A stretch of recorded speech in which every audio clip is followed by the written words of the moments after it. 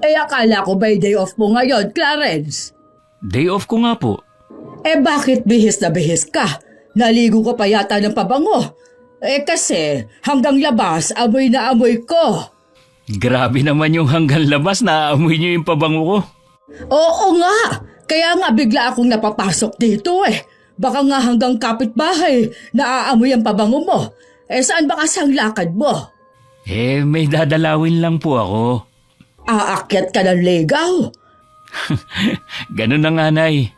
Aba, maganda balita yan anak. Taga saan naman ang nililigawan mong yan? Taga kabilang barangay sila. Ano ang probinsya nila? Nakalimutan ko, Nay. Itatanong ko na lang po ulit. Dapat nga, nag-aasawa ka na. Aba Clarence, 30 ka na. Alam ko naman po yun. Kapag sinagot ka na ng nililigawan mo, dalhin mo siya dito nang makilala naman namin. Oo naman, Nay.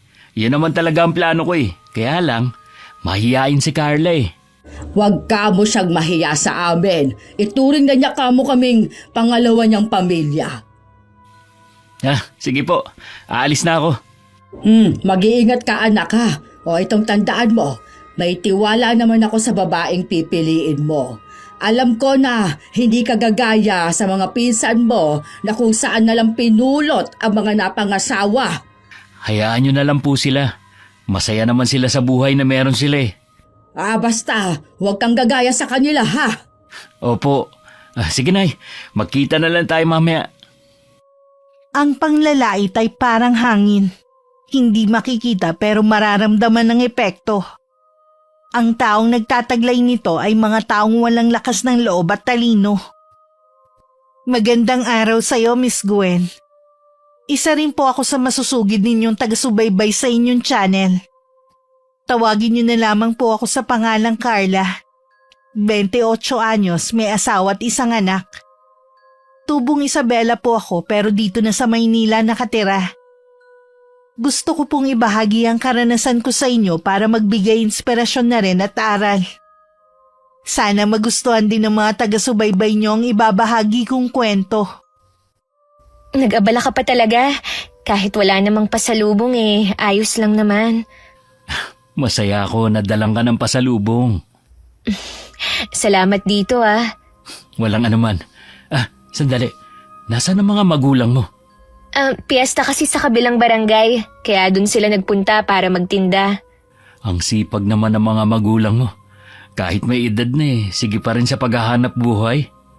Hindi lang sila masisipag, kundi mababait pa sila. Sigurado talaga yun. Dahil hindi ka naman nila kaano-ano pero nagawa ka nilang ampunin. Kaya malaki ang utang na loob ko sa kanila. Higit pa sa anak ang turing nila sa akin. Maiba nga pala ako. Huwag mo sanang isipin na minamadali kita. Pero kailan mo ba ako sasagutin? Kinausap ko na rin ang mga magulang ko tungkol sa panliligaw mo. Wala naman daw silang tutol kung magkakaroon tayo ng relasyon. Nasa hustong gulang na rin naman ako para magdesisyon ang akin lang, gusto ko lang hingi ng basbas nila. Ano ba ang desisyon mo? Gaya mo, Clarence. May nararamdaman din naman ako sa'yo. Napatunayan ko naman na malinis ang hangarin mo. Sapat na siguro yung ilang buwan na panliligaw mo. Ibig ba sabihin yan sinasagot mo na ako? Ganun na nga. Hindi ka magsisisi sa naging desisyon mo. Mamahalin at aalagaan kita. Kung alam mo lang kung gaano mo ako pinasaya. Isa lang ang hiling ko. Huwag mo sana akong lolokohin. Hindi ko yun gagawin. Pangako. Masasabi kong yun na ang pinakamasayang sandali sa buhay ko. Hindi naman si Clarence ang una kong naging boyfriend pero siya ang mas minahal ko. Alam kong mahal na mahal niya ako. Napatunayan ko naman yun sa 5 buwan niyang panliligaw sa akin. Nirespeto niya ang kagustuhan ko na sa bahay niya ako ligawan at hindi kung saan-saan lang. Gusto ko rin kasing ipakita sa mga umampun sa akin na malinis ang hangarin ni Clarence sa akin. Kahit hindi sila nakikialam pagdating sa personal kong buhay, Gusto ko pa rin silang isama bilang patunay na malaki ang respeto ko sa kanila at pagmamahal. Nabanggit ng Nanay Pina mo na sinagot mo na nga raw si Clarence? Opo, Tay. Kahapon lang nung dumalaw siya. Gusto nga niya kayong kausapin eh. Para saan? Siguro po para magbigay ng respeto sa inyo. Pwede mo naman siya papuntahin dito sa day off niya. Sabihan mo lamang kami ng nanay mo. Tay, masaya po ba kayo para sa akin? Oo naman. Tsaka gaya ng sinasabi namin ng nanay mo, nasa hustong gulang ka na para magpasya. Salamat, Itay kasi lagi kayong nandyan ni Nanay. Hindi mo kailangan magpasalamat lagi. Anak ka namin Tungkulin namin bilang magulang na suportahan ka kung saan ka magiging masaya. Napakaswerte ko po dahil kayo ang umampun sa akin. Swerte rin kami sa iyo, anak. Mula nang kupkupin ka namin, naging malakas ang pagtitinda namin ng mga tusok-tusok. Ikaw ang swerte namin. Napakasipag nyo naman kasi ni Nanay Umulan man o umaraw, nagtitinda pa rin kayo. Sa buhay ng tao, kahit ano pang katayuan, kailangang magsipag. Oo nga po, Tay. Hindi ba taga-kabilang barangay si Clarence? Saan bandang bahay nila roon? Bukas kasi doon kami magtitinda ng nanay mo. Malapit daw po sa barangay hall ang bahay nila. Bukod tanging bahay lang nila ang may gate na kulay pulang pintura. Ano nga palang pangalan ng mga magulang niya? Aling Aida at Mang Juancho po. Dati daw pong konsehal ang tatay niya. Baka aksidente na magkita kami. Mabuti na yung handa. Binanggit ba ni Clarence kung anong ugali ng mga magulang niya? Hindi po Hindi kasi namin napag-uusapan. Ganun ba? Tingin ko naman mababait dahil mabait si Clarence Hanggang doon na lang ang naging pag-uusap namin ni Itay dahil tinawag na kami ni Inay para maghapunan. Sa hapagkainan, masaya pa rin kami nagkakwentuhan ng kung ano-ano lang. Kahit payak ang pamumuhay namin, tinuruan naman ako ng mga itinuring kong mga magulang na maging masaya sa kung anong meron kami. At laging magpasalamat sa may kapal sa mga biyayang dumarating. Mula nang sagutin ko si Clarence, hindi pa siya dumadalaw ulit sa bahay. Abala raw kasi siya sa trabaho ngayon. At sa gabi naman lagi siyang tumatawag sa akin. Para hindi ko siya masyadong mamiss, inabala ko na lang din ang sarili ko sa trabaho bilang cashier sa isang resto bar. Halos 2 linggo rin bago kami nagkitang dalawa. Nabanggit ko nga pala kay Inay na sinagot mo na ako. Gusto ka na niya makilala. Parang hindi pa ako handa Tsaka, kailangan na ba agad? Bago pa lang naman kasi tayo Excited din kasi ang pamilya ko dahil 5 taon din akong walang naging girlfriend. Ganun ba? Ay, kailan nga pala ang day off mo? Sa 1 linggo pa Di sa araw na lang na yun tayo pumunta sa amin. Clarence, pwede bang pag-isipan ko muna? Bakit naman? Kinakabahan kasi ako na makaharap ang pamilya mo. At saka, nahihiya rin ako. Nasa tabi mo naman ako lagi. Kaya huwag ka na mahiya. Kailangan na ba talaga na ipakilala mo ako sa kanila? Oo. Maliban kasi sa gusto ka na nilang makilala, kinukulit na rin ako ni Inay na mag-asawa na. Wala pa nga tayong 1 buwan na magkarelasyon Pag-aasawa na agad ang naiisip mo. Oo nga, pero matagal na kitang kilala. At sigurado na rin ako na ikaw ang gusto kong makasama habang buhay. Maliban na lang kung hindi ka pa sigurado sa akin. Sasagutin ba kita kung hindi ako sigurado sa'yo? Oo, yun naman pala di pahayag ka nang pakilala kita sa mga magulang ko. Sige na nga. Wala namang problema kung maaga kong makilala ang pamilya ni Clarence. Dahil siya nga kilala na ang mga magulang ko bago pa naging kami. Hindi ko kasi maipaliwanag ang nararamdaman ko tuwing nababanggit ang pamilya niya. Naisip ko na natural lang siguro ang ganitong pakiramdam. Lalo na hindi naman talaga ako sanay makisama sa ibang tao. Masyado kasi akong mahiyain at ilag sa mga tao. Napansin ni Itay ang pananahimik ko nitong mga nagdaang araw. Kaya kinausap niya ako nung gabing katatapos lang namin ng hapunan. Sinabi ko naman ang inaalala ko. Wala naman akong nakikitang masama sa gustong mangyari ni Clarence na ipakilala ka sa pamilya niya.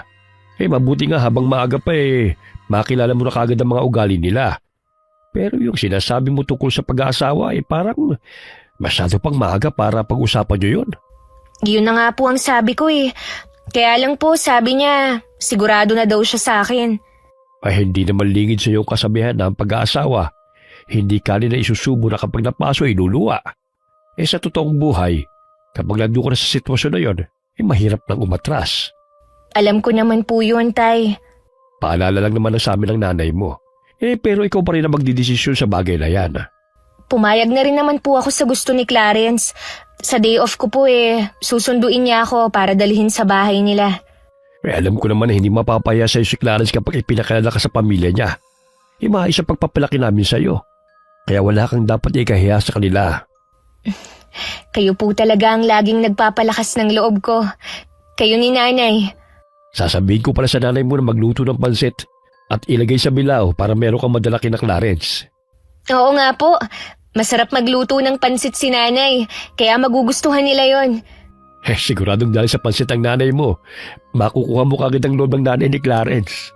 Maiba nga po pala ako, Tay. Nakalimutan ko na tong tanungin Nung nakarating ba kayo sa lugar ni na Clarence, nakita niyo ang bahay nila? Oo.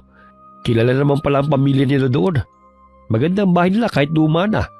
Nakita niyo po ba ang mga magulang ni Clarence? Hindi Sana mababait sila at magustuhan nila ako. Habang palapit ang araw ng day off ko, pabilis ang tibok ng puso ko. Para din may paru-paro ang tiyan ko at may mga gabi na hindi ako makatulog. Hindi ko na yun binanggit kay Clarence tuwing nag-uusap kami dahil baka pagtawanan pa niya ako. Baka isipin din niya na masyado akong OA. Dumating ang araw ng day off ko. Maaga pa lang nagluluto na si inay ng pansit na dadalhin ko. Hindi rin ako makapaniwalang binilhan ako ng bagong damit ni inay. Ganon nila ako suportahan sa mga ginagawa ko. Bandang 10:00 dumating naman na si Clarence sa bahay. Pinagpaalam niya ako sa mga magulang ko at siya na rin ang nagdala ng pansit sa bilao. Pagdating sa kanila, nasa sala ang buong pamilya niya. Unang bumati sa akin ang ate niya na may kargang anak. Sumunod na rin ang 2 pa niyang kapatid at tatay niya. Mainit naman ang pagtanggap nila maliban sa nanay nila, na kanina pa tumataas baba ang tingin sa akin. Galing ka ba sa simbahan, Iha? Hindi po. Sa bahay po ako sinundo ni Clarence. Akala ko nagsimba ka pa. Ang suot mo kasi parang masyadong manang ang dating. Nay, pinadala po ng mga magulang ni Carla. Nanay niya nagluto niyan. Salamat, Iha. Nag-abala pa talaga ang mga magulang mo. Wala ho yun. Nanay na lang din ang itawag mo sa akin. Natutuwa naman kami dahil sa wakas, dinala ka na rito ni Clarence. Maupo ka muna dyan at ilalagay ko lang sa kusina itong pansit na dala mo. Iho, samahan mo muna ako. Ngumiti pa sa akin si Clarence bago ko iniwan sa mga kapatid niya. Tingin ko naman mabait ang pamilya ng boyfriend ko, lalo na ang mga kapatid na puro babae. Tanaw naman ang kusina mula sa sala kaya nakikita ko ang mag-ina. Pasulyap-sulyap pa sa akin ng nanay ni Clarence at ngumingiti naman ako. May tinapos ba yung girlfriend mo? Nagagaya mo? Hindi po siya nakatungtong ng college dahil mahirap ang buhay nila. Sabi na nga ba sa pananamit pa lang mahahalata na Anong trabaho niya kung hindi man lang pala siya nakapag-aral sa kolehiyo? Marangal po ang trabaho niya, Nay. Hindi ko tinatanong kung marangal yon. Ang tanong ko kung ano ang trabaho niya. Cashier po siya sa isang resto bar. Ano? Cashier lang? Sigurado ka na yun lang ang trabaho niya at hindi siya nagpapatable sa mga customer. Nay naman, cashier nga lang po siya doon. Dapat kasi tinanong muna kita tungkol sa girlfriend mo. Masyado akong nagtiwala sa'yo Nahahanap ka ng matinong babae. Nay, matinong babae si Carla. Huwag niyo naman siyang husgahan agad. Matino ba yung sa resto bar nagtatrabaho? Hindi ka man lang pumili ng kapantay mo. Kahit hindi sana mayaman, basta nakapagtapos man lang.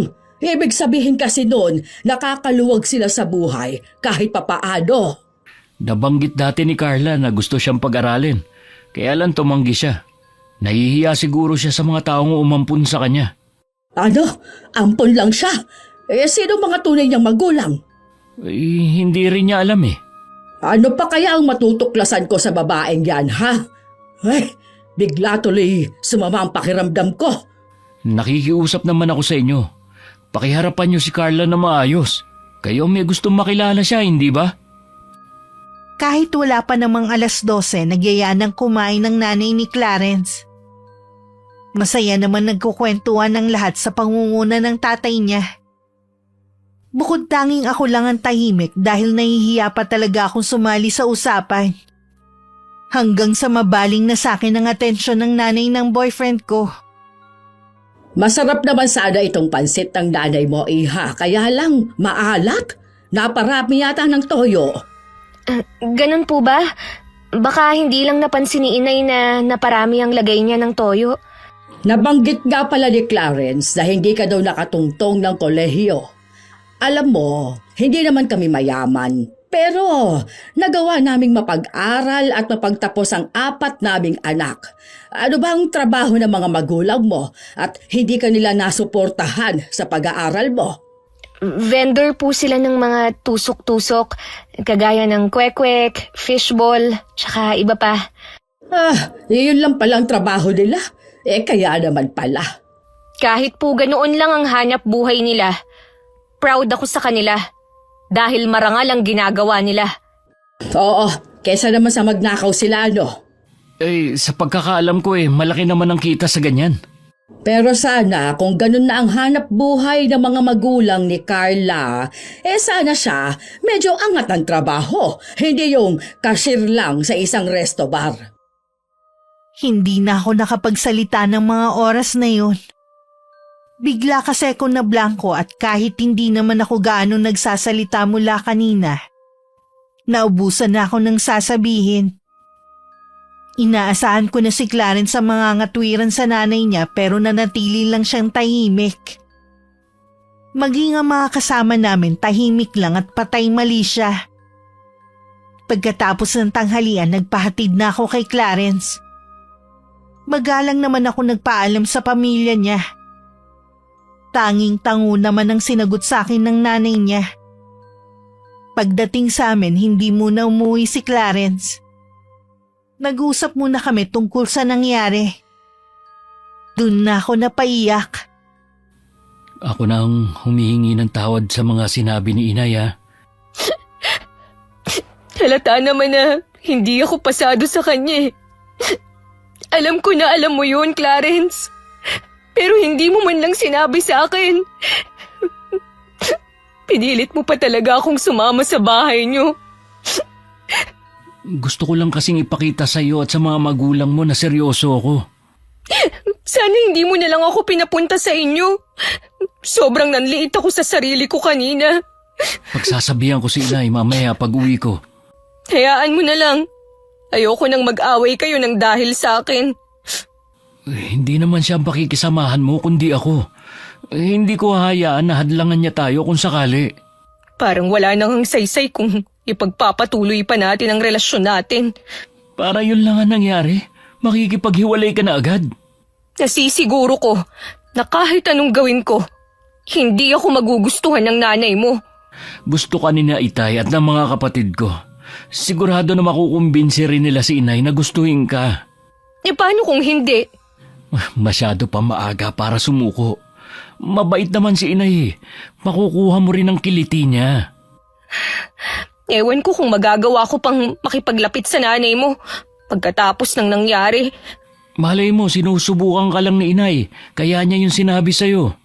Ikaw ang mas nakakakilala sa nanay mo. Kaya nga Kaya alam kong makakasundo ka rin niya balang araw. Bigla akong napagod. Tsaka na lang siguro tayo mag-usap. Sana naman hindi magbagong pakikitungo mo sa akin dahil sa nangyari. Huwag mo rin sanang isipin na makipaghiwalay. Kita ko ang lungkot sa mga mata ni Clarence nang umalis siya. Wala naman akong balak na makipaghiwalay. Gusto ko pa rin namang bigyan ng pagkakataon ng relasyon namin. Mahal ko naman siya at hindi ganun kadali na makipaghiwalay sa kanya.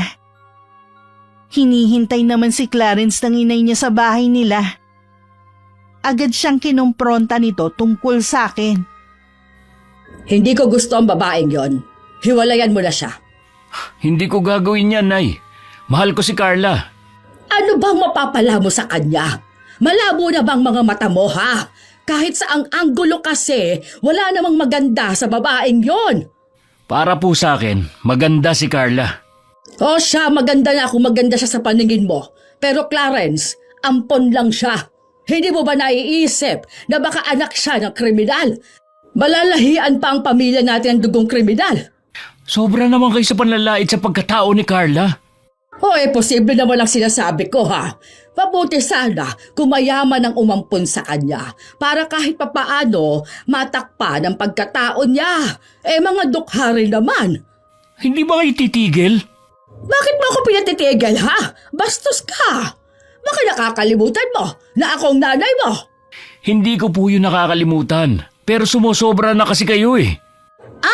Ako pa itong sumusobra. Samantalang ikaw itong naglihim sa amin. Makaalis na nga muna. Saan ka pupunta?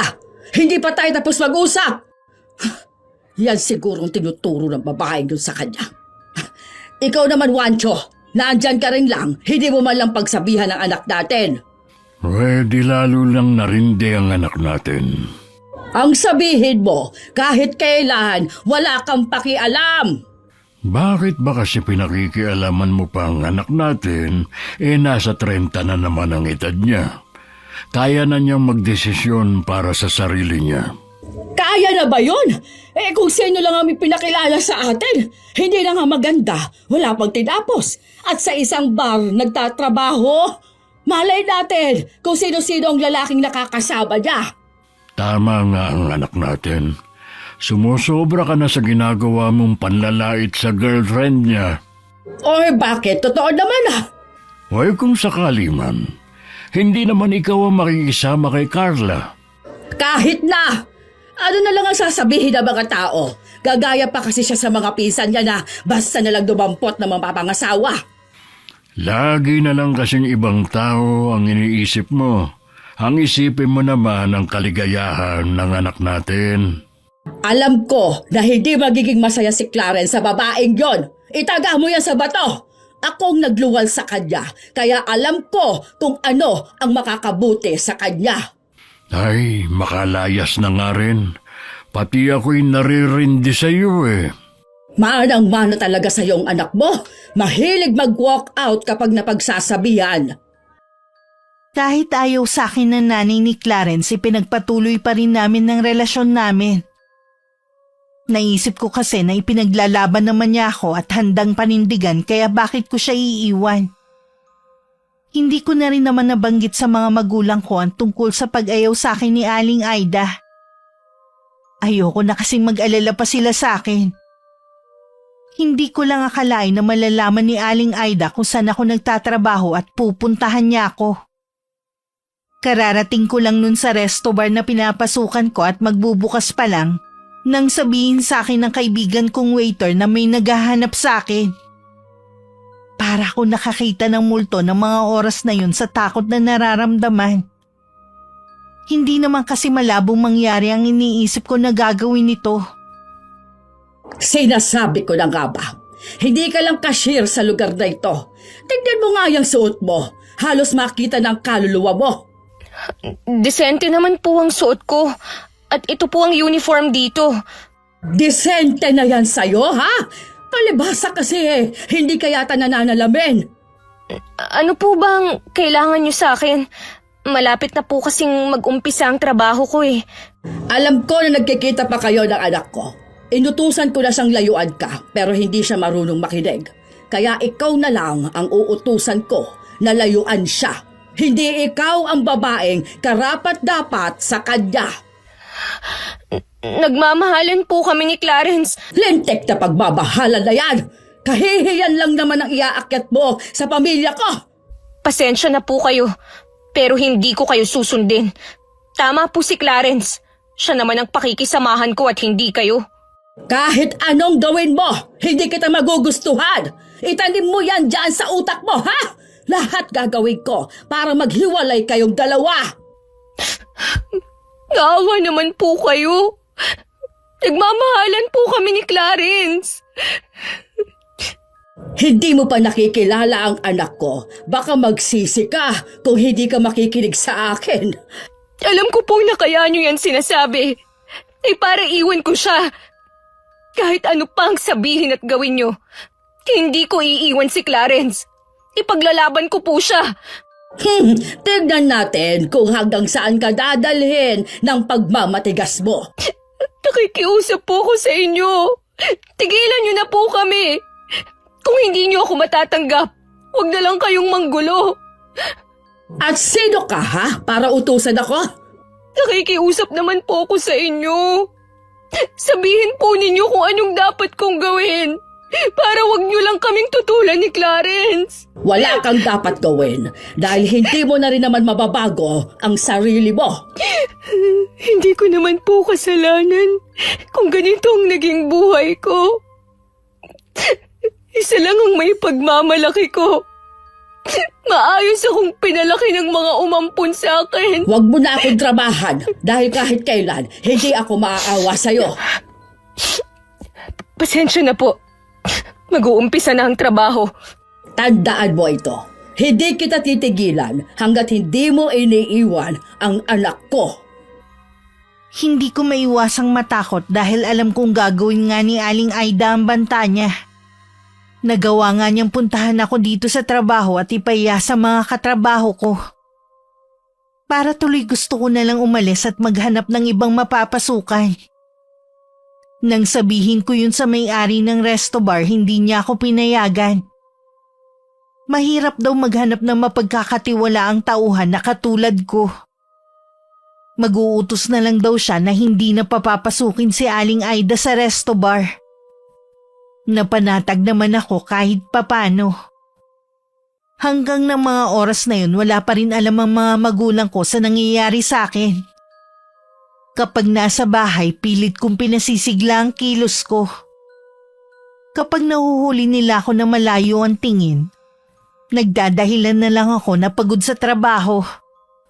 Hindi na rin naman sila nag-uusisa kapag ganun. Paano mo nalaman na sumugod ang inay mo sa trabaho ko? Siya mismo nagsabi. Pinagmamalaki pa nga niya kung paano kanya pinahiya sa mga katrabaho mo. Nabait naman ng boss ko at mga katrabaho.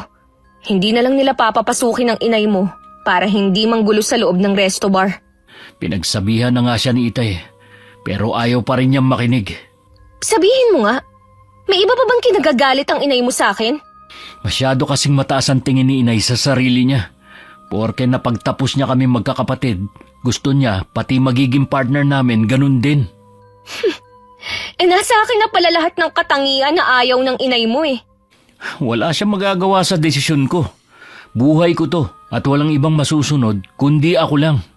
May tiwala naman ako sa'yo na hindi mo ako pababayaan. Naisip ko nga na magpakasal na tayo para makaalis na ako sa bahay. Hindi dapat yan ang maging dahilan para magpakasal ka. Siyempre mahal kita at yun ang pinakadahilan ko. Clarence, kung sakali man na magpapakasal tayo, hindi rin tayo magiging masaya. Malakas ang kutob ko na hindi pa rin tayo titigilan ng inay mo. Iba naman ang sabi ni Itay. Baka nga daw tumigil na si Inay sa pakikialam sa akin kung magpapakasal na tayo. Hindi ko kasi alam kung papayagan ako ng mga magulang ko na mag-asawa na. O bakit naman? 24 ka na. Nasa hustong gulang na para mag-asawa. Para kasing maaga pa para isipin natin yan. Tsaka hindi pa ako nakakabawi sa mga magulang ko. Gusto ko kasing suklian ng mga ginawa nila sa akin. Naiintindihan ko na malaki ang utang na loob mo sa mga nag-alaga sa'yo. Hindi naman kita pipilitin eh. Babanggitin ko pa rin kay na tatay at nanay ang sinabi mo. Gusto ko rin kasi na malaman ang opinyon nila kung sakaling mag-aasawa na nga ako. Naniniwala naman ako na papayagan ka nila kung sakali na magpapaalam ka. Maagang nakauwi ang mga magulang ko ng araw na yon. Kapag ganun na wala akong pasok, ako na ang nag-aasikaso sa kanila. Isa yun sa paraan ko para maipadama sa kanila ang pagmamahal ko. Tuwing nakikita ko ang pagod nilang katawan, hindi ko maiwasang maawa. Gusto ko sanang patigilin sila sa paghahanap buhay. Pero alam kong hindi naman sasapat ang kita ko para sa aming tatlo. Isa rin sa mga bonding namin ay magkwentuhan sa sala pagkatapos ng hapunan. Sinamantala ko na rin ang pagkakataon para masabi sa kanila ang plano sana ni Clarence na kasal. Bakit ba parang nagmamadali si Clarence? Halos 3 buwan pa lang kayong may relasyon ah. Yun na nga po eh. Tsaka pinaliwanag ko rin po sa kanya na gusto ko munang suklian ng mga ginawa niyo sa akin. Sinasabi ko po to para malaman ang opinyon niyo. Sa totoo lang, Iha, kung magpapaalam siya sa amin ngayon ng nanay mo, hindi kami papayag. Dahil masyado pang maaga para magpakasal kayo. Tay, Nay, mahalaga po sa akin ang opinyon niyo. Kaya kayo po ang masusunod. Salamat naman anak at ganyan ka mag-isip. Tsaka anak, gusto namin ng itay mo na kilalanin mo muna si Clarence ng mabuti. Huwag kang padalos-dalos magdesisyon. May nalaman kasi kami tungkol sa boyfriend mo at sa nanay niya. Ano po ang nalaman niyo? Sigurado ko ba na wala kang inililihim sa amin? Bala ko naman pong sabihin sa inyo eh. Tsumitsyempo lang ako. Ang totoo niyan, tutol sa relasyon namin ng nanay ni Clarence. Yan nga ang naramdaman namin. Ilang beses kasi kami nakapagtinda sa barangay nila. Marami kaming nalaman na hindi maganda sa Aida na yun. Lahat na yata ng ugali nasa kanya na. At si Clarence, adik pala yun dati. Kaya iniwan ang dating girlfriend. Sigurado po ba kayo sa nalaman niyo? Oo, Iha. Bali-balita pa na baka hindi pa rin tumitigil sa bisyo niya. Hindi lang namin sigurado kung totoo yun. Posible rin na chismis lamang.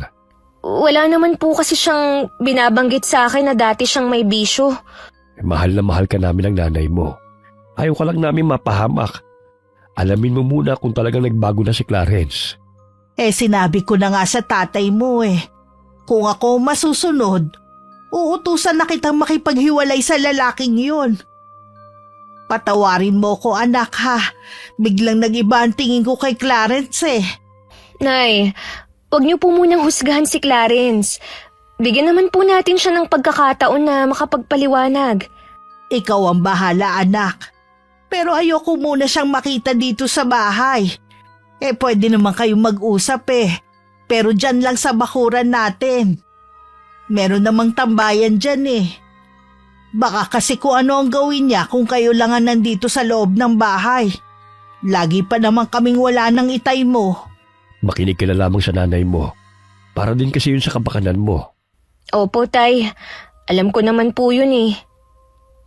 Nakakabigla talaga ang nalaman ko. Nang magkita kami ni Clarence, agad kong tinanong yun. Hindi ko naman siya kinakitaan ng pagkabigla. Ayoko na kasing patagalin pa, lalo lang kasi kung mag-iisip. Sa labas na lang kami nagkita ng mga oras na yun. Bigla ko naisip na yun ang unang beses na lumabas kami. Madalas kasi sa bahay lang kami nagkukwentuhan. Medyo nanibago lang ako. Hindi ko naman tatanggi sa'yo. Pero matagal na yon, Carla. Dala lang siguro ng kabataan at impluwensya ng mga kaibigan kaya ako nagbisyo. Naniniwala naman ako sa'yo eh. Kahit kailan, hindi nabawasan ang tiwala ko sa'yo. Gusto ko lang talaga na sa'yo mismo manggaling. Salamat naman. Bigla tuloy akong kinabahan kanina. Yun nga lang, hindi sila sang-ayon sa ideya mong pagpapakasal natin. Tama naman sila eh. Masyado pang maaga para lumagay tayo sa tahimik. Nalaman din nila ang tungkol sa nanay mo. Mas lalo tuloy naging komplikado ang lahat eh. Maghintay na lang muna tayo. I-enjoy muna natin ang relasyon natin. Ganun na nga siguro. Kahit nakakainis na ang pagbubunga nga ni inay araw-araw. Isasama ko sa dasal ko Na sana natanggap na niya ang relasyon natin. Paano yan? Hindi na pala ako pwedeng pumunta sa bahay niyo. Pwede pa naman. Yun nga lang, sa labas ng bahay lang tayo pwedeng mag-usap. Biglang nawalan ng tiwala sa akin ng mga magulang mo. Hindi naman sa ganun. Intindihin na lang natin sila. Wala naman akong magagawa eh. Bahay nila yon at sila ang dapat masunod. Huwag ka nang magtampo. Lilipas din to. At babalik din sa dati ang pakikitungo nila tatay at nanay sa'yo. Hindi lang kasi ako makapaniwala na dahil lang sa nakaraan ko, mag-iiba ang tingin nila sa akin. Nagbago naman na ako eh. Alam ko naman na nagbago ka na. Maaga pa. Mabuti pa. Mag-ikot-ikot muna tayo bago mo ako ihatid sa amin. Pilit namang umiti si Clarence. Alam kong nagtatampo pa rin siya. Pipilitin ko naman na paliwanagan ng mga magulang ko na nagbago na siya. At pwede pa nila itong pagkatiwalaan gaya ng dati. Dahil nalibang kami, gabi na nang maihatid ako ni Clarence sa amin. Hindi na rin naman siya tumuloy. Pagdating naman sa kanila, hinihintay siya ng nanay niya. Hindi na naman maipinta ang mukha ng ginang. Iiwas na lang sana siya kaso hinarang nito ang dadaanan ni Clarence papasok ng kwarto niya. Talaga bang hindi mo na ako iginagalang, ha? Alam niyong hindi yan totoo. Ayoko lang po na mag-away tayo. Bakit kasi panay ang iwas mo sa akin? Wala naman po kasi kayong ginawa kundi utusan ako na hiwalayan ko na si Carla eh. Dahil wala naman siyang mabuting maidudulot sa'yo. Nakikiusap po ako sa inyo. Tigilan niyo na ang pakikialam niyo sa buhay ko. Dahil kung hindi, aalis ako sa bahay na ito. Yan ba ang sinabi ng babaeng ampon na yon, ha? Ang layasan mo kami dito? Wala pong sinasabi sa akin si Carla. Ako ang may gusto na umalis dito dahil na rin sa inyo. Hiwalayan mo na kasi ang babaeng yon para tigilan na kita at bumalik na sa dati ang mga buhay natin. Siya lang naman ang panggulo eh. Kayo po nang gugulo sa relasyon namin eh. Kung magmamatigas ka, ngayon pa lang sinasabi ko na sa'yo, pagsisisihan mo talaga ang pagpili sa babaeng yon. Ano ba kasi ang pinakain ni Carla sa'yo, ha? Wala naman siyang may pagmamalaki. Mahal ko po si Carla. Sapat na yun. Ewan ko sa'yo. Sa akala mo naniniwala ako sa sinasabi mong pagmamahal, ha? Kayo po ba? Anong dahilan kung bakit niyo pinakisamahan si tatay? Di ba mahal niyo siya? Huwag mong maisali-sali kami ng tatay mo sa usapan. Iba naman ang sa amin. Sorry, Nay. Siguro tama lang na umalis ako dito sa bahay natin. Hindi naman kasi kayo nakikinig eh. Ano? Aalis ka talaga? Hindi niyo na ako mapipigilan. Napuno na rin ako. Clarence! Bumalik ka dito! Mag-usap pa tayo! Walang dapat sisihin talaga dito kundi si Carla. Kung bakit kami nagkakagulo mag-ina. Nagulat ako nang tumawag si Clarence sa akin para sabihin na umalis na siya sa poder ng mga magulang niya. Kasalukuyan daw muna siyang nakikitira sa apartment ng kaibigan. Hindi naman niya idinatalya ang nangyari sa kanila ng ina basta ang sabi niya, nagtalo na naman sila at napuno na siya. Lingid pala sa amin, hinanap ng nanay niya ang bahay namin. Nagkataon naman nasa bahay ang mga magulang ko dahil hindi maganda ang pakiramdam ni inay. Si tatay ang nakaharap ni Aling Aida. Dahil nasa bakuran lang siya namin at may ginagawa. Hinagod pa niya ng tingin si itay mula ulo hanggang paa. Hindi ka pamilyar sa akin, ha? May kailangan ka ba? Hindi talaga! Kung ikaw ang ama ni Carla, may kailangan nga ako sa'yo. Ako nga ang ama niya. Ikaw sigurong nanay ni Clarence. Ako nga! Siguro ay madalas akong ikwento ng anak mo, kaya nakilala mo kaagad ako. Minsan ka lamang niya nabanggit. Ano bang kailangan mo sa akin? Pagsabihan mo nga yung anak mo, ampon mo, natigilan na si Clarence, ha? Hindi sila bagay ng anak ko. Ilugar niya ka mo kung saan lang siya nararapat. Tingin ko naman sa'yo pangkaraniwan lang ang buhay. Bakit sobra naman yatang taas ang tingin mo sa sarili mo? Aminado ako na hindi kami ipinanganak ng mayaman. Pero nagsikap kami mag-asawa para mapagtapos sa mga anak namin. Hindi ko matatanggap na sa ampon mo lang mapupunta ang anak ko. Aminado kami na hindi namin napagtapos si Carla. Pero hindi dahilan yon para maliitin mo siya. Hindi lang yon. Ampon nyo lang ang babaeng yon. Nagkup-kup kayo nang hindi nyo malang inaalam kung ano ang background niya. Baka babaya anak pala siya ng kriminal. Wala kang karapatan na laitin ang katayuan ng anak ko. Maaaring milyang-milyang agwat ng pamumuhay natin. Pero pareho lang namang nakatungtong sa lupa ang mga paa natin. Nasa akin ang karapatan dahil sinisira ng ampon mo ang anak ko. Dahil sa kanya, lumaya si Clarence sa amin. Kung lumayas man siya, sisihin mo yung sarili mo at hindi ang anak ko. Kaya siguro gano'n ang ugali ng anak mo dahil kinukonsinti mo ang ginagawa niya. Para siyang nauubusan ng lalaki. Sa bagay nga, halata naman. Sa klase pa lang ng lugar na pinapasukan niya Marangal ang trabaho ng anak ko. Huwag mo sanang bigyan ng mali siya. Nagsasabi lang ako ng totoo. Mabuti pa umalis ka na bago ko makalimutan na babae ka. Hoy, bakit? Ano ang balak mo gawin, ha? Kakalad ka rin kita hanggang sa kalsada. Kung nagawa mong ipahiya ang anak ko, magagawa ko rin yun sa'yo. Magkakasubukan tayo. Natigilan naman si Aling Aida. Tinatansya din niya kung nagsasabi ng totoo si Itay. Noon lang din niya napansin na maraming tao na ang nakikiusyoso sa kanila. Inayos lang niya ang sarili bago tumalikod. Iniwanan pa niya ng matalim na tingin si Itay. Napahinga pa siya ng malalim dahil sa emosyong nararamdaman. Hindi kasi makapaniwala ang tatay ko na mas matindi pa sa sinasabi ng tao ang ugali ni Aling Aida. Matindi nga pala ang tabas ng bibig ng babaeng yun. Pina, kanina ka pa ba dyan? Oo, narinig ko rin lahat ng mga pinagsasabi ng babaeng yun sa anak natin. Hindi ako papayag na laitin niya ng ganun-ganun na lang si Carla. Wala siyang ambag sa buhay natin. Mabuti pa pumasok na tayo sa loob. Baka lalo kang magkasakit niyan. Kilala mo ko, Baste. Hindi ako papayag na apihin ng kahit sino ang anak natin. Kahit hindi pa natin siya kadugo. Kung ano man ang iniisip mong gawin, huwag mo nang ituloy pa.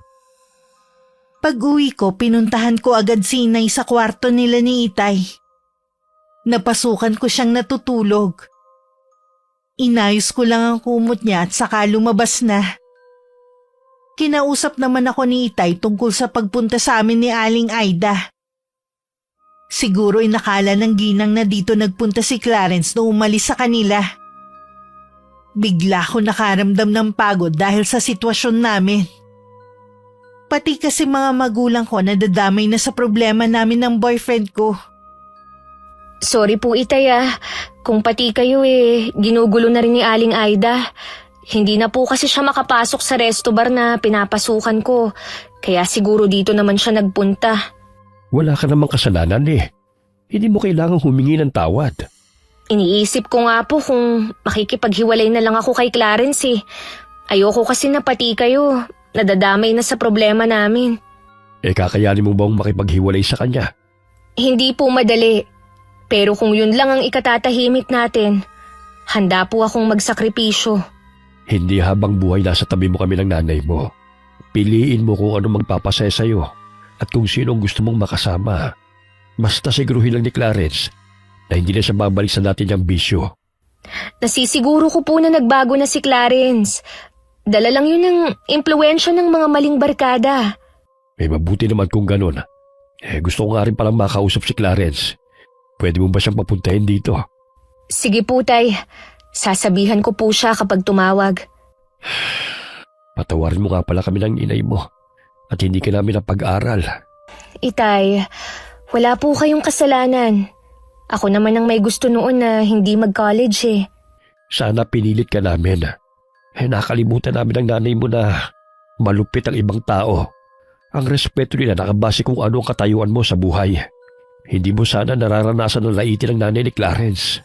Hindi naman po lahat ng tao katulad niya mag-isip. Bukod tanging siya nga lang ang kilala ko na ganun Nasasaktan kasi kami ng nanay mo kapag nasasaktan ka. at kapag meron na lalais sa pagkatao mo. Siguro po, kailangan ko ng masanay. Hanggat kami pa po kasi ni Clarence, hindi kami titigilan ng nanay niya. Kung ganoon, masusubukan natin ang tatag ni Clarence at kung hanggang saan kanya kayang ipaglaban. Malaki po ang tiwala ko kay Clarence.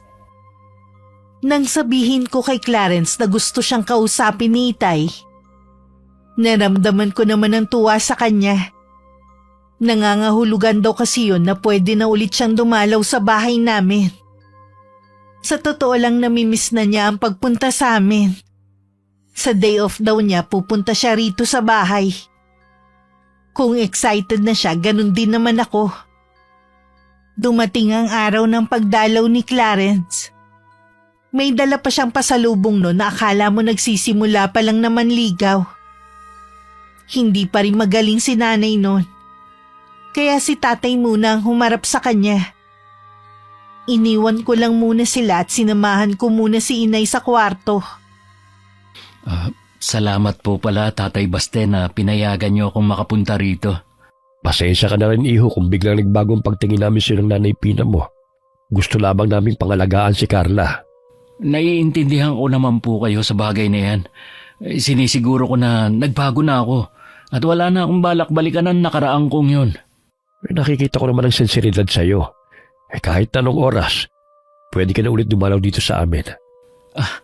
Salamat po. Sa totoo lang, iba kasi ang bahay niyo kumpara sa amin. Magaan ang pakiramdam ko kapag nandito ako. Saan ka nga pala tumutuloy ngayon? Sa apartment po ng kaibigan ko. Nakikihati po ako sa kanya sa upa at sa iba pang gastusin. Wala ka na bang balak umuwi sa inyo? Naku, wala na po. Hindi naman kasi magbabago ang inay. At pumayag naman si Itay na bumukod na ako. Kasi nasa hustong gulang na ako.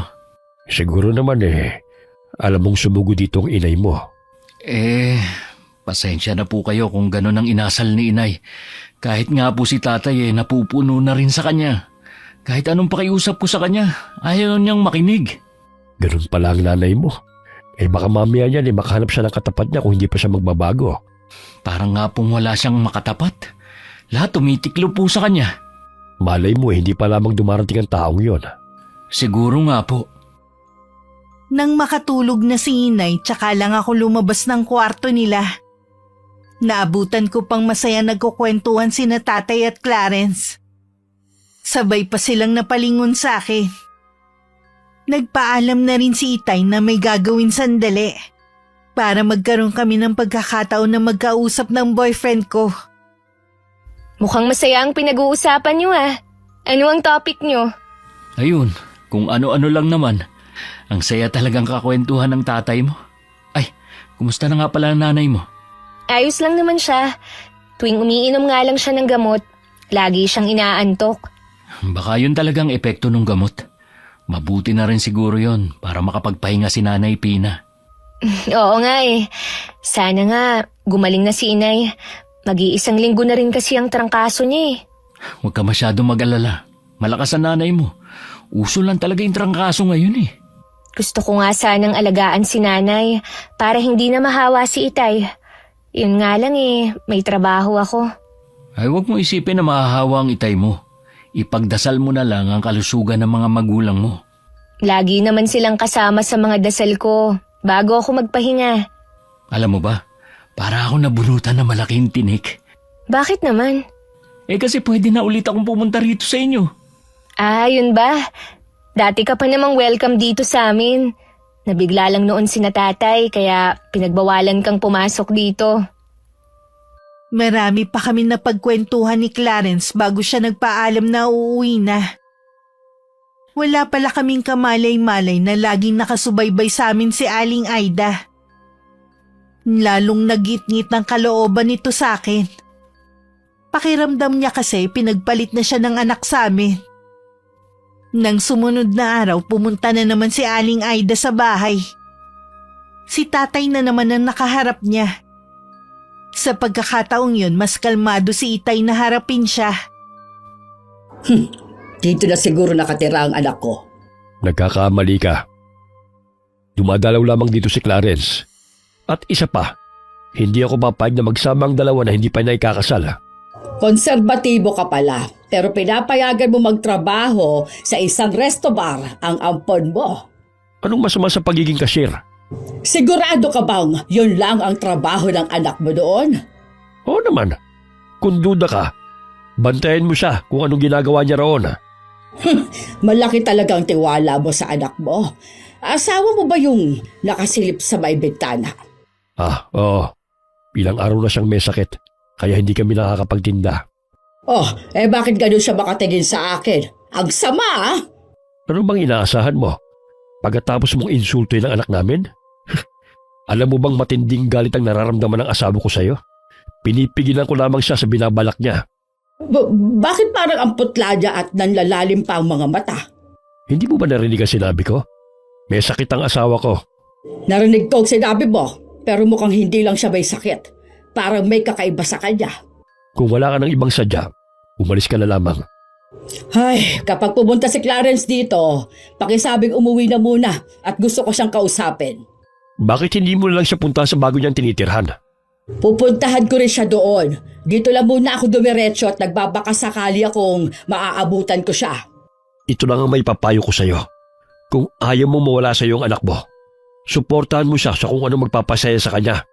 Tigilan mo na ang pakikialam mo sa dalawa. Hindi ko gagawin yon. Ang dami mga babae dyan na mas higit sa anak mo. Masyado lang kasing nabubulagan si Clarence. Kung magsalita ka, akala mo walang kapintasan ng anak mo. Akala mo yata hindi namin alam na nalulog siya dati sa masamang bisyo. Matagal na yon. Matagal na siyang nagbago. Bago pa sila nagkakilala ng ampon mo. Kaya kung ako sa'yo, wag na wag mo nang uungkatin yon. Naiiling na lang si Itay habang nakasunod ng tingin kay Aling Aida na naglalakad palayo. Bumalik na lang muna sa bahay nila ang ginang. Bigla naman nagbago ang mood niya nang maabutan si Clarence sa kanila na kausap ang ama. Akmang yayakapin niya ang binata nang umiwas ito. Hindi mo man lang ba ako na-miss? Muwi lang po ako para kunin ang naiwan kong mga gamit. Desidido ka na talagang iwan kami dito, ha? Dahil sa babaeng yun, iiwan mo kami. Paano mga gastusin dito sa bahay? Sige nga. Huwag po kayo maglalanay. Magbibigay pa rin naman ako kada sahod ko. Sana naman, pati yun, hindi pakialaman ng babaeng yun. Kahit kailan po, hindi nakialam si Carla sa pera ko. Akala mo yata, hindi ko alam na balak mo nang makisama sa babaeng yon. Ay kung sakali man, huwag na kayong makialam. Buhay ko naman to eh. Porke ba, matanda ka na, ayaw mo nang pinagsasabihan ka namin ng ama mo, ha? Mas okay pa sa inyo si Itay. Naiintindihan niya ako. Kami magkakapatid. Pero kayo, sarili nyo lang laging iniisip nyo. Mas mahalaga sa inyo kung anong sasabihin ng ibang tao. Iniisip ko lang ang kapakanan ninyo at ng pamilya natin. Masama ba yun? Pagiging makasarili na ba yun sa'yo? Kapag nawala sa akin si Carla dahil sa ginagawa nyo, baka bumaling na naman ako sa bisyo ko gaya noon. Gusto nyo ba yun? Tinatakot mo ba ako, ha, Clarence? Hindi po. Sinasabi ko lang. Ano ba kasi pinakais sa'yo ng babaeng yon, ha? Ayaw nyo kasing kilalaning mabuti si Carla eh. Mabuti po siya, Nay. Mas gugustuhin ko pang itakwil ka na lang ng tuluyan kaysa gawin ang sinasabi mo. Napatingin na lang si Clarence sa ama na napapailing na lang din. Dahil sa pagmamatigas ng asawa, kinuha na lang niya ang mga gamit niya at tahimik na umalis sa bahay nila. Narinig pa niya ang malakas na pag-iyak ng nanay niya. Pero hindi na siya bumalik o lumingon man lang. Pinalipas lang ni Aling Aida ang 1 linggo tapos nanggulo na naman siya. May pagkakataong inaabangan niya ako sa paglabas sa pinapasukan kong trabaho at saka niya ako pinapahiya sa mga tao. Lahat ng iyon binaliwala ko lang. Pero nagsusumbong ako sa mga magulang ko. Hindi ko alam na ang ginagawa ko pa lang yun na magdadala ng kapahamakan sa nanay ni Clarence. Mabuti na lang po. Pinayagan ako ni Mr. Vasquez na mag-leave muna kahit 1 buwan. Perwisyo na talaga ang ginagawa niya. Siguro naman, kapag hindi niya ako makikita ron, titigil na siya. Yun nga lang po, wala po akong sasahurin. Ayos lang yun anak. May ipon naman kami ng nanay mo eh. Tsaka, bala ko na rin magtinda kahit dito na lang sa barangay natin. Mahina pa naman si nanay. Inuubo pa nga po eh. Mabuti pa, ako na lang ang sasama sa inyo. Ayoko ring mainip dito sa bahay. Mabuti pa nga. Pero di kasing gagawin ng nanay mo eh. Ayaw na mga abala. Ano naman po ang gagawin ng inay? Basta, huwag mo na lang alamin. Ang isipin mo lang para yun sa kapakanan mo. Alam ko naman po na lagi na lang kapakanan ko ang iniisip nyo. Sana, balang araw, masuklian ko lahat ng kabutihan nyo sa akin. Matagal mo nang nasuklian. Mula nang ituring mo kami mga magulang ni Pina. Maiwan ko na ho muna kayo ha. Aayusin ko lang yung mga gagamitin natin sa pagtitinda. Baka may kulang na rin. Mabuti na yung mabili na agad. Nang makatalikod ako tsaka naman lumabas ng kwarto nila si inay. Ngumiti pa siya ng makahulugan. May laman din ang tinginan nila ni Itay. Mula nga ng araw na yun ako na ang kasakasama ni Itay sa pagtitinda. Hindi na lang kami lumalayo. Mabenta naman kahit nasa loob lang kami ng barangay namin. May 1 linggo na rin mula nang umalis ako sa trabaho. Katatapos lang namin magtinda nang bigla na namang sumulpot si Aling Aida sa bakuran namin. Aha! Nag-iba ka na pala ng trabaho ngayon. Ano na naman po ang kailangan nyo? Hindi pa ba kayo masaya na wala na akong trabaho? Hindi pa. Hanggat hindi mo hinihiwalayan ang anak ko. Wag po akong kausapin nyo, kundi si Clarence. Dahil nga sa'yo kaya ayaw na akong sundin ng anak ko. Kaya dapat lang na ikaw ang lumayo. Hindi ko po lalayuan ng anak nyo. Sumuko na lang kayo. Mas lalo akong hindi susuko ngayon. Lalo na isa ka nalang vendor ng tusok-tusok. Ano yan ha? Malinis ba ang gawa nyo? Umalis na lang po kayo. Kung pati paninda namin lalaitin nyo. Pagkain po ito. Konting respeto naman. Oy bakit? Totoo naman Puro sakit lang naman ang dala ng panindan ninyo dahil marumi. Kayo lang po ang nagsabi niyan. Dahil kung totoo na marumi ang paninda namin, edi sana hindi nauubos araw-araw. Yung mga bumibili lang naman sa inyo, sigurado yung mga walang pera at nagtitipid. Yung kayang sikmurain ang paninda ninyo. Sa buong buhay niyo po ba? Meron na kayong nagawa na kapaki-pakinabang? Kasi kung wala pa po, hindi pa naman huli ang lahat. Kesa aksayahin niyo ang oras sa panggugulo sa akin, gumawa na lang kayo ng mabuti. Ano ka ba? Hoy, babae! Huwag mo ko tinatalikuran! Hindi pa ako tapos sa'yo! Sinabi lang! Kahit ako nagulat nang biglang nabasag ang mga garapon na pinaglalagyan ng mga sausawan. Napatili pa ng malakas si Aling Aida. Samantalang ako nakatulala habang nakatingin sa mga pira-pirasong bubog sa lupa. Mabuti na lang hindi ko pa naipapasok sa loob ng bahay. Kundi mas mahihirapan ako sa paglilinis. Bakit biglang nabasag? Ibig lang pong sabihin kailangan nyo na lang umalis at huwag na kayong babalik ulit dito. Baka sa susunod, sa mukha nyo tumalsik ang mga bubog. Ha? Nasa may bintana na naman ang nanay mo. Ano naman po ngayon? Nagising siguro siya dahil sa lakas ng boses nyo. Hindi ako matatakot sa mga nabasag na garapon na yan, ha? Katunayan lang yan na madumi talaga ang paninda ninyo. Sige lang! Huwag kayong matakot. Tumigil lang kayo sa panggugulo nyo kapag may masama nang nangyari sa inyo. Tinatakot mo ba ako, ha? Hindi nyo po ba naisip? Nababala na sa inyo ang pagbasag ng mga garapon na wala namang gumagalaw? Sabay-sabay pang nabasag ang lahat ng lalagyan. Baka may demonyong namamahay sa bahay na ito, kaya ganon. Mas lalo ko dapat pigilan si Clarence sa pakikipagrelasyon sa iyo. Matagal nang nakakaalis si Aling Aida, nakatingin pa rin ako sa winalis ko ng mga nabasag na garapon. Nag-iisip din ako kung paano yun sabay-sabay na nabasag. Noon lang din kasi nangyari yun. Sa huli pinagkibit balikat ko na lang. Baka hindi alam ng mga magulang ko meron na palang lamat ang mga garapon kaya nabasag ang mga ito. Kahit ganun na nangyari, pabalik-balik pa rin sa bahay si Aling Aida. Nagkakataon lang na wala kami ni Itay sa bahay. Si nanay lang ang naiiwan. At siya na ang nagsasabi na galing na naman doon ang ginang. Hindi naman daw niya hinaharap at nasisilip lang niya sa may bintana. Nung dumalaw si Clarence, binanggit ko sa kanya ang bagay na yun. Pati ako nahihiya na sa ginagawa niya eh. Kapag punta ako sa bahay, kakausapin ko siya. Baka naman nagkukulang ka na sa pagbibigay sa kanya ng suporta. Baka akala niya sa akin na pupunta ang sahod mo dahil wala na akong trabaho. Kahit wala na ako sa bahay namin, wala pa rin nagbago. Nagbibigay pa rin ako sa kanila. Lahat kami ng mga kapatid ko may trabaho. Hindi kami nagkukulang. Kung ganun, ako talaga ang inaayawan niya. Alam ko na nahihirapan ka na sa sitwasyon natin. Gusto ko sanang ilayo ka na lang. Sa lugar na hindi tayo masusundan ni inay. Kaya lang baka hindi pumayag ang mga magulang mo. Clarence, kapag lumayo tayo, para na rin tayong nagtanan.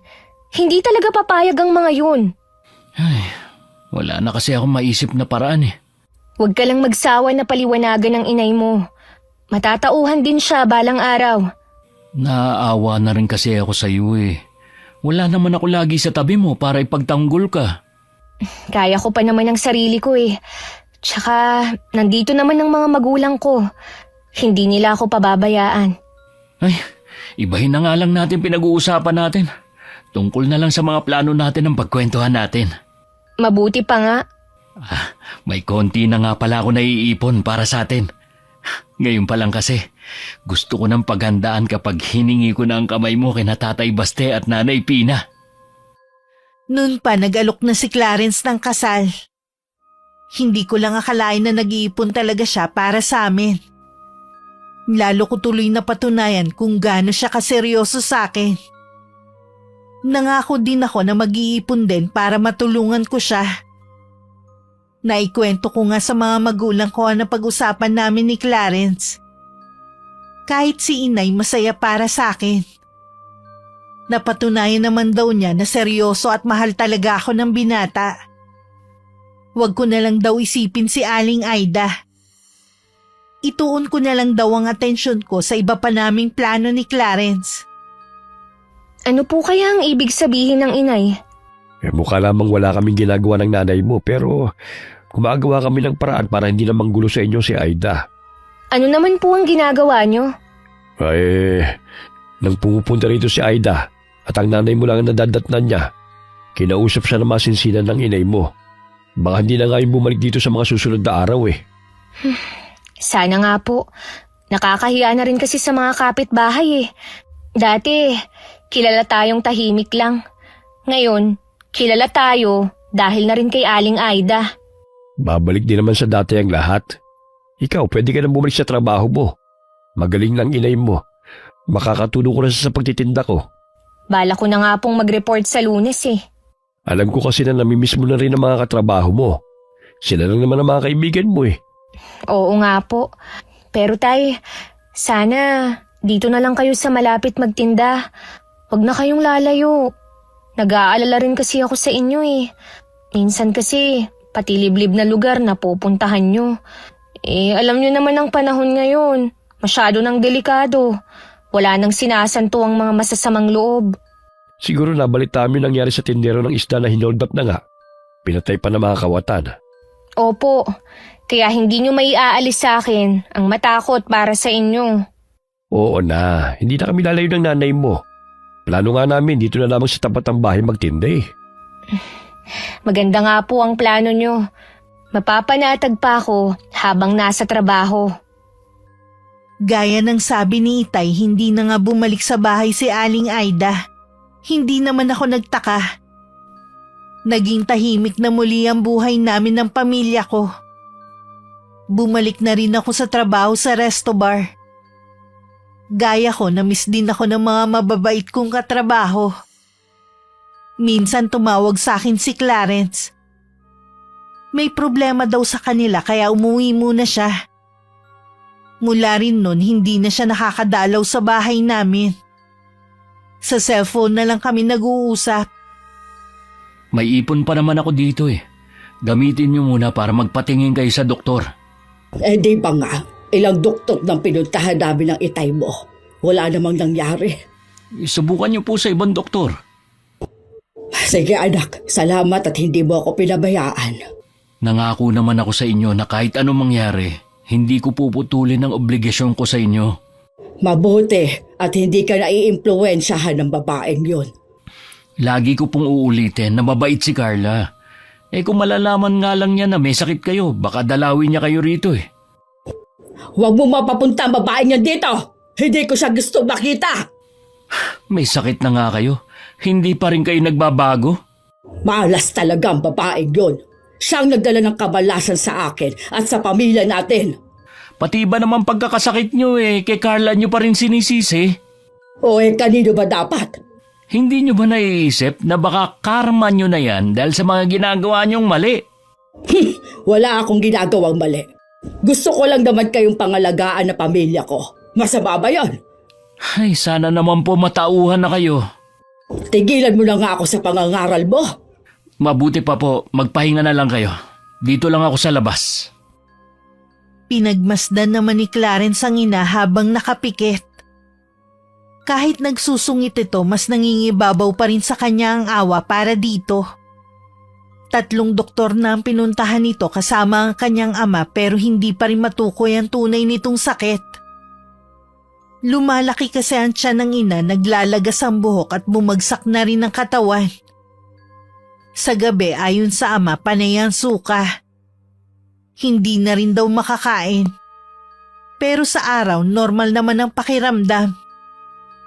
Bago umalis ng araw na yun, ibinigay na niya sa ama ang ipon para makaluwas na sila ng Maynila. May kakilala daw kasi sila na mahusay na doktor doon. Inabot din ng 2 linggo bago nakipagkita sa akin si Clarence. Baka sa kanya matinding pagod. Alam ko na agad na matindi ang pinagdadaanan ng pamilya niya. Sorry kung nagastos ko yung perang ipon ko ha. Pera mo naman yun eh. Nagagawa mo kung anong gusto mong gawin doon. Nangako kasi ako na para sa mga plano natin yun eh. Makakapaghintay naman ng plano natin eh. Salamat, naiintindihan mo ko. Kumusta na nga pala ang nanay mo? Ayun, wala pa rin pagbabago sa kalagayan niya. Nagpauwi na nga siya sa bahay. Mas lalo lang daw siyang magkakasakit dahil sa bayarin sa ospital. Ano ba talaga ang sakit niya? Yun na nga nakapagtataka eh. Ilang doktor na ang tumingin sa kanya. Hindi pa rin malaman ang sakit niya. May iniinom naman yata siyang gamot. Itinigil na rin. Lalo lang kasing lumalala ang sakit niya eh. Sinubukan niyo na bang painumin ng mga herbal? Baka kasi yun ang mahiyang sa nanay mo. Nagtatanong nga si Itay sa mga kamag-anak namin kung ano yung maganda. Bigla kong naalala yung sinabi ng katrabaho ko. Hindi ko alam kung maniniwala ka eh. Ano yun? Sabihin mo, baka makatulong kay Inay. Clarence, sinubukan niyo na bang patingnan sa albularyo ang nanay mo? Baka lang kasi katulad ng naging kaso ng nanay ng katrabaho ko na nakulam. Wala nga nakaisip sa amin na patingnan si Inay sa albularyo. Kaya lang, hindi naman naniniwala ang pamilya namin sa kulam eh. Wala namang masama kung susubukan niyo lang. Sa bagay nga, tama ka rin. Ay, naniniwala ka ba na ganun kasama si Inay para ipakulam siya? Ikaw lang kasi ang makakasagot sa tanong mo. Maliban sa akin, sino pa ba ang ginawa niya ng masama? Kahit kasi mga kamag-anak namin nakaranas ng panlalait kay Inay. Ang hirap naman na basta na lang mambintang. Kung tama ang hinala natin na kinukulam nga ang nanay mo, kung sino man ang nasa likod ng nangyayari sa kanya, ipaubaya na lang natin sa Panginoon. Alam naman natin na kung ano ang masamang ginawa sa kapwa, babalik din sa kanila yun. Baka nga karma na yun ni Inay. Kung makikita mo lang ang kalagayan niya, nako, kalunos-lunos ang sinapit niya. Sa isang iglap, nawala ang sigla at angas niya. Kung dati, kaya pa niyang tumayo, ngayon para na siyang lantang gulay. Mabuti na nga lang, nakakausap pa namin siya. Nasasabi niyang nararamdaman niya. Gusto ko nga sana siyang dalawin, kaya lang baka makasama lang sa kanya. Babanggitin ko pa rin sa kanya. Baka lumambot na rin ang puso niya sa'yo. Alam mong maaasahan mo ko. Tawagan mo lang ako kung may kailangan ka, ha? Salamat ha. Kahit papano gumaan ang pakiramdam ko. Kapag maayos na ang lagay ni inay, papawi ako sa'yo. Alam ko kasing nawawala na ako ng oras sa'yo. Unahin mo muna ang pamilya mo. Makakapaghintay naman ako eh. Pag-uwi sa kanila ni Clarence, agad niyang pinuntahan sa silid ng ina. Gising naman ito at binabantayan ng ate niya. Naupo naman siya sa tabi nito at hinawakan pa ang payat na kamay. Tinanong rin niya ang kapatid niya kung nasan ang kanilang ama. Naghahagilap daw to ng pera. Dahil wala na silang pambili ng herbal na iniinom ng kanilang ina. May kamahalan din kasi ang binibili nila. Yun lang kasi ang nahiyang sa ginang. Baon na tayo sa utang. Lahat na nautangan ng ama mo. Ayos lang po yun. Ang importante, gumaling kayo. Mababayaran din naman natin yun eh. Hirap na ako, anak. Ang tagal ko nang nakahiga lang dito. Babalik din po sa dati ang lahat. Magtiwala lang kayo. Bakit ba ako pinapahirapan? Hindi na lang ako malagutan ng hininga para matapos na lang. Pati kayo, nahihirapan dahil sa akin. Ibig lang po sabihin, hindi nyo pa oras kaya lumaban lang kayo. Ang isip ko na lang ang lumalaban pero hindi na ang katawan ko. Huwag po kayong mawalan ng pag-asa. Kung hindi kayo mapapagaling ng mga doktor, baka po matulungan tayo ng albularyo. Albularyo? Bakit mo naman naisip na matutulungan ako ng albularyo? Doktor nga, walang nagawa eh. Yan pa kaya? Kaya nga po, walang nagawa mga doktor para alamin ang sakit nyo. Baka albularyo makakapagbigay ng linaw sa atin. Ano ba sa tingin mo ang sakit ko? Baka po wala talaga kayong sakit, kundi meron lang nagbigay sa inyo para gantihan kayo. Ang hinala ko, merong kumukulam sa inyo. Tama bang narinig ko? May kumukulam sa akin? Pwede. Kaya pumayag na kayo na magpatingin sa albularyo. Kung meron man na nagpakulam sa akin, malamang ang girlfriend mong ampon. Siya nga po nagsabi na ipatingin kayo sa albularyo eh. Kung alam nyo lang sana ang pagmamalasakit niya sa inyo. Tapos siya pa talagang pinaghihinalaan nyo. Wala naman kasi akong naiisip na pwedeng gumawa nito sa akin. Hindi na po mahalaga kung sinong gumawa nito sa inyo. Ipagpasa Diyos na lang natin sila. Ang mahalaga, gumaling na kayo. Bahala ka na. Sa'yo ko na ipinauubaya ang buhay ko. Nagtanong-tanong na ako sa mga kamag-anak natin kung may kilala silang albularyo. Sana lang may mahanap sila kagad. Hindi man kumbinsido ang ama ni Clarence, pumayag na rin ito na ipatingin sa albularyo ang ina. Isang tiyahin na nagsabi na may kakilala ito na mahusay na albularyo. Pero nasa malayong probinsya nga lang. Tawid dagat daw, ganun kalayo. Sa kalagayan ng ginang, hindi na nito kakayanin ang bumiyahe ng malayo. Nang marinig yun kay Clarence, labis naman akong naawa. Habang pauwi, sumagi sa akin na tanungin ng mga magulang ko baka may kakilala silang albularyo. Pagdating sa bahay, wala ang mga magulang ko na ipinagtataka ko. Habang naghihintay ng pagdating nila, naisip kong isalang na lang muna ang mga kumot at sapin ng mga higaan namin. Hindi ko na kasi hinahayaan si inay ang maglaba mula nang magkasakit siya. Pumasok na ako sa silid nila para kunin ng mga kumot at iba pang maduming damit na matigilan ako. Noon ko lang naalala na pinagbawalan ako na pumasok doon ng mga magulang ko sa hindi ko malamang dahilan. Ano to? Bakit may mga nakasinding kandila sa sahig? At ano tong tatsulok? Para saan ba ang lahat ng ito?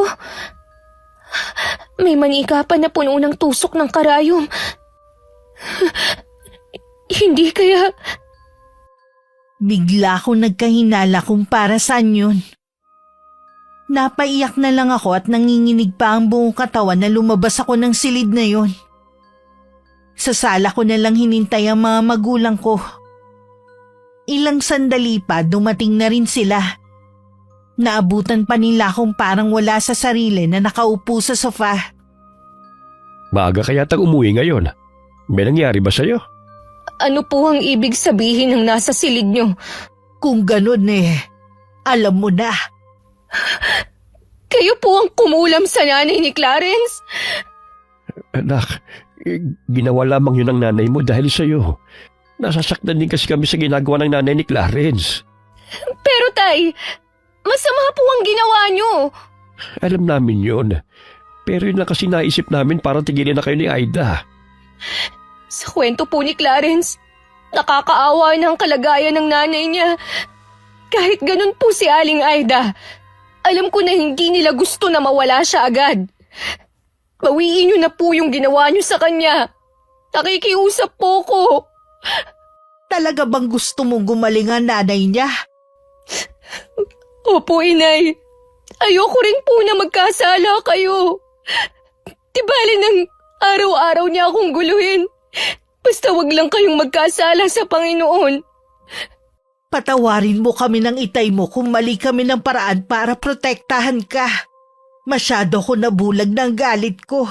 Hindi ko na naisip na masasaktan ka rin. Baka pagkatapos na nangyari kay Aida, maisip na niyang magbago. Baste, puntahan mo si Aida at gamutin mo. Alam mo kung paano makukontra ang orasyon na ginawa ko. Marunong po kayong manggamot, tay? Oo, anak. Isa akong albularyo. At mula naman sa pamilya na mangkukulam ang iyong ina. Pareho kaming itinakwil ang aming mga pamilya nang malaman nila na nagmamahalan kami. Nagkasundo kami na kalimutan ang nakaraan namin at magsimula muli. Nagpakalayo-layo kami at namuhay ng tahimik. Hanggang sa dumating ka sa buhay namin, mas naging masaya kami dahil naging pamilya na tayo. Habang buhay po akong magpapasalamat sa inyo dahil kinupkup niyo ko at minahal na parang tunay na anak. Alang-alang sa'yo, gagamutin ko si Aida. Tinawagan ko si Clarence para tanungin ang kalagayan ng nanay niya. Wala pa rin daw pagbabago. Wala pa rin daw silang nahahanap na albularyo. Sinabi ko na marunong manggamot ang tatay ko at pupunta kami sa kanila. Naiiyak naman sa sobrang tuwa ang binata. Kabado ko habang papunta kami sa bahay ni na Clarence. Bumalik kasi sa alaala ko nung unang beses akong tumuntong sa bahay na yun. Samantalang si Itay kalmado lang. Sa labas pa lang sinalubong na kami ng binata. Sinamahan niya agad kami sa silid ng nanay niya. Totoo nga na ikaw ang gagamot sa akin. Gagawin ko ito para kay Carla. Sa kabila ng mga masamang ginawa ko sa kanya, gusto pa rin niya akong tulungan. Ganun kabuti ang anak ko. Hindi siya marunong magtanim ng galit sa kapwa niya. Kulam nga ba ang sakit ko? Oo, ipanatag mo na ang kalooban mo. Gagaling ka na. Ipikit mo na mga mata mo at hayaan mo na akong gamutin ka. Ngayon pa lang, nagpapasalamat na ako sa iyo. Kay Carla ka magpasalamat. Habang ginagamot ni tatay si Aling Aida, nasa labas naman kami ni Clarence. Panay ang pasasalamat niya sa akin. Nawawalan na nga daw sila ng pag-asa dahil wala na silang mahanap na albularyo. Hinihintay na nga lang daw nila ang kamatayan ng ina. Nagbilin na rin daw kasi ito sa kanila. Paano nangyaring isa palang manggagamot ang itay mo? Aksidente ko lang nalaman kanina. May nakita kasi ako sa silid nila, kaya ako nalaman. Ganun ba?